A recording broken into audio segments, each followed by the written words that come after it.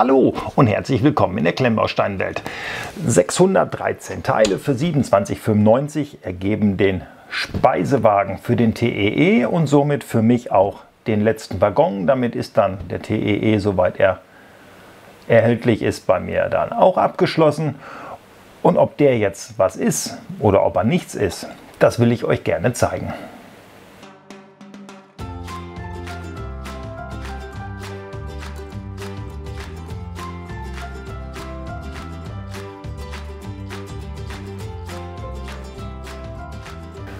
Das Aufregendste an diesem Karton, wie immer, der Inhalt. Den schauen wir uns mal an.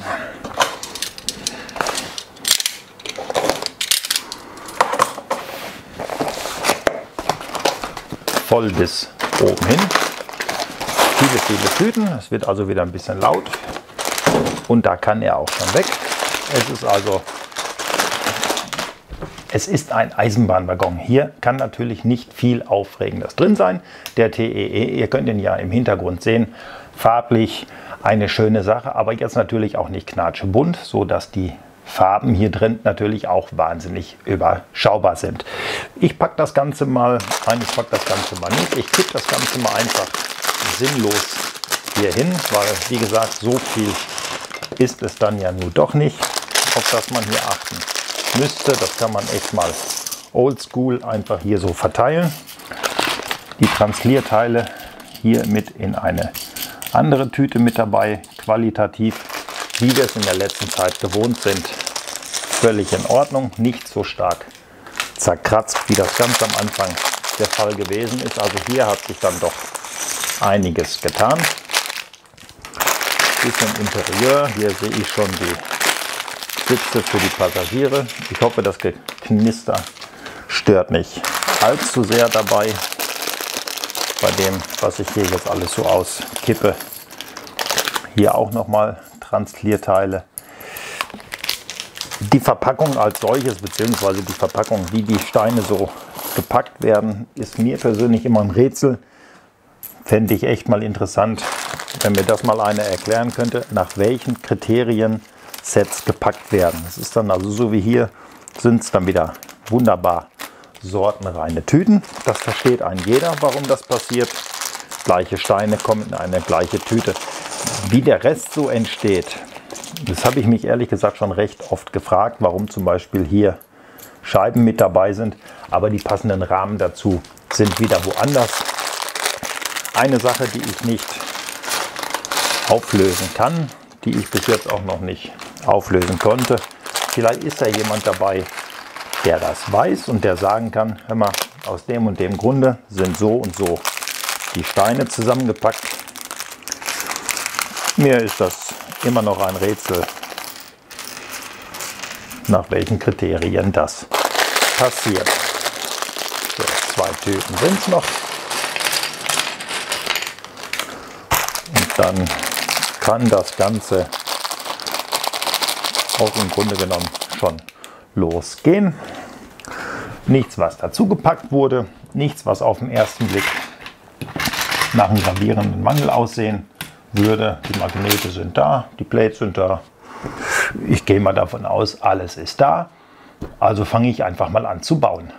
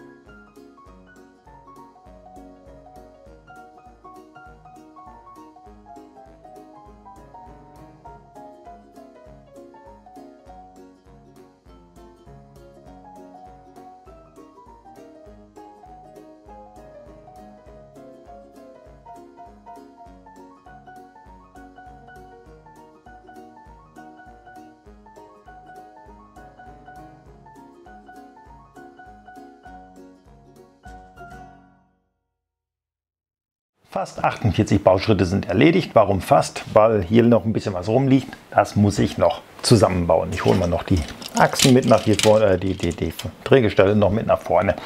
Und dann habe ich im Prinzip schon fast alles liegen. Warum fast?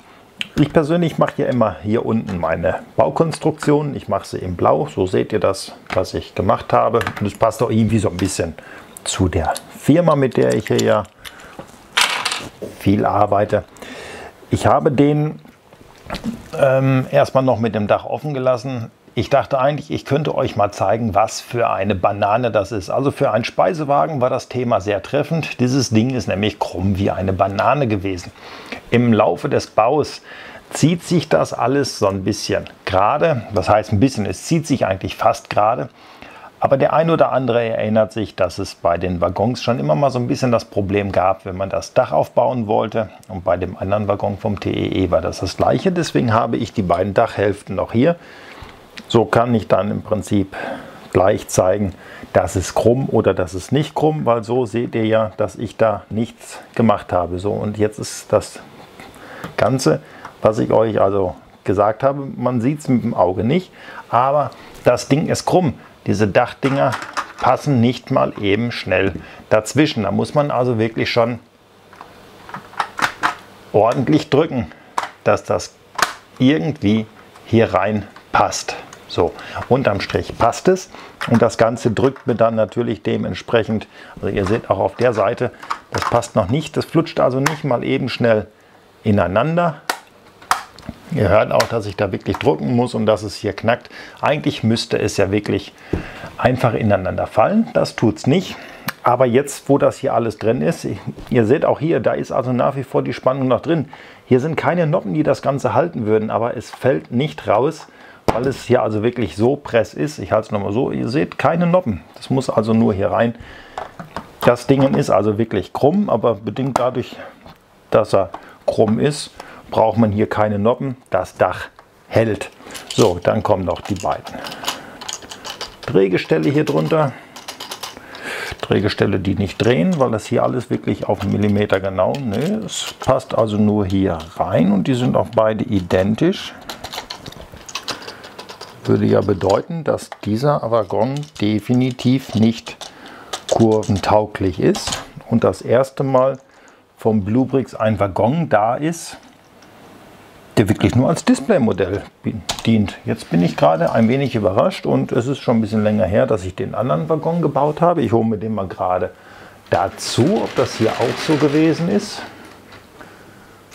oder ob ich hier nicht vielleicht doch irgendeinen Fehler gemacht habe. Nein, hier lässt es sich drehen. Oh, hier fällt es auch. Also hier seht ihr zum Thema Klemmkraft und Bluebricks. Ich bin jetzt aber trotzdem ein wenig überrascht. Das gilt es jetzt nochmal zu erforschen. Warum dreht sich's hier und warum dreht sich's hier nicht? Wo ist der Unterschied? Eine sehr gute Frage und ich habe die Antwort auch schon gefunden, weil der Onkel hier beim Bauen anscheinend einen Fehler gemacht hat. Und zwar müssen die 1x6 Fliesen alle ein weiter nach vorne und dann sollte das Problem schon behoben sein. Genau, da hat der Onkel einfach mal nur falsch in die Bauanleitung geguckt. Kleiner Fehler mit großer Wirkung, aber der Fehler ist ja zum Glück noch zu beheben, ohne dass man jetzt hier das halbe Modell auseinanderbauen muss. So, bevor ihr jetzt denkt, ich habe den falschen, den hier brauchen wir natürlich, den hier hatte ich vorher schon, ihr seht, beide sind identisch lang, hier die Teile. Ach, das seht ihr ja gar nicht, ich lege es mal hier hin, die Teile hier sind, so, das ist ein Teilepuzzle hier, die Teile sind übrig geblieben und somit sind jetzt die beiden Waggons, die zum TEE gehören, auch fertig. Es passt noch hier wunderschön ins Bild rein. Wenn ich jetzt hier so ein bisschen noch rüber schiebe, Telefon gehen mal weg, so, dann kann ich dann auch noch mal ein Wagen da vorpacken. So bekommt ihr dann noch ein bisschen, ja, jetzt haben wir hier, aber jetzt wird es enger, aber ihr könnt es erkennen, das passt so. Ich nehme mal den aus dem Bild raus, den Passagierwagen hatten wir ja schon. Heute geht es ja nur um den Speisewagen. Es macht, denke ich mal, wirklich was her. Ich freue mich auch darauf, dass das Ganze jetzt so ins Regal verschwinden kann. Ich hänge hier nichts mehr dazwischen. Es gibt keinen anderen Waggon mehr und ich persönlich bin auch jetzt nicht der Meinung, ich muss noch 3 Passagierwagen dazwischen hängen, weil ihr wisst, hier ist keine Anlage, wo das Ganze drauf fährt. Und wenn ich jetzt hier noch 2 Waggons nehme, wird mir persönlich das Ganze auch zu lang. Also da braucht man schon eine recht große Anlage, dass es auch halbwegs wirkt, wenn dort so ein 3 Meter Zug oder 2 Meter Zug drauf ist. Da braucht man schon ordentlich gerade, damit das vernünftig wirkt. So, ich denke mal, ich habe euch alles gezeigt. Es ist ein Waggon. Ich weiß nicht, was ich großartig noch dazu sagen könnte. Er ist fertig und ich stelle ihn dann hinter mir ins Regal, vielleicht sogar einen höher, und dann muss ich mal gucken, wo das nächste hinwandert, weil so langsam aber sicher bekomme ich hier echt Platzprobleme mit meinen Zügen. Ich denke mal, das erste ist mittlerweile soweit. Das kann jetzt abgestaubt werden. Das kommt dann in irgendwelche Kisten und dann ab in die Ecke damit. Was bleibt mir zu sagen? Nichts. Außer natürlich bedanke ich mich dafür, dass ihr eure Zeit wieder geopfert habt, um mir zuzuschauen. Wenn es euch gefallen hat, dann freue ich mich über den Daumen rauf. Hat es euch nicht gefallen, dann benutzt die Kommentarfunktion. Ihr dürft auch den Daumen runter benutzen. Ansonsten weiß ich ja nicht, wie ihr das Ganze findet. Schreibt mir in die Kommentare, ist das was für euch oder ist das eher nichts für euch? Gefällt er euch nach wie vor nicht? Es sind ja wirklich einige dabei, die sagen, meine Welt ist er überhaupt nicht, er gefällt mir absolut nicht. Verlinkt habe ich ihn natürlich wie immer unten in der Beschreibung. Brauche ich eigentlich nicht zu erklären. Unter jedem Video findet ihr eigentlich immer die Quelle, wo ich das Ganze gekauft habe. Wenn ihr kein Abo habt, dürft ihr mir das natürlich gerne geben. Drückt ihr auf die Glocke. Ihr kennt das alles. Wer möchte, der macht's dann einfach. Bis zu meinem nächsten Video. Da wünsche ich euch jetzt noch einen schönen Abend, eine schöne Woche und ich hoffe, ihr bleibt gesund.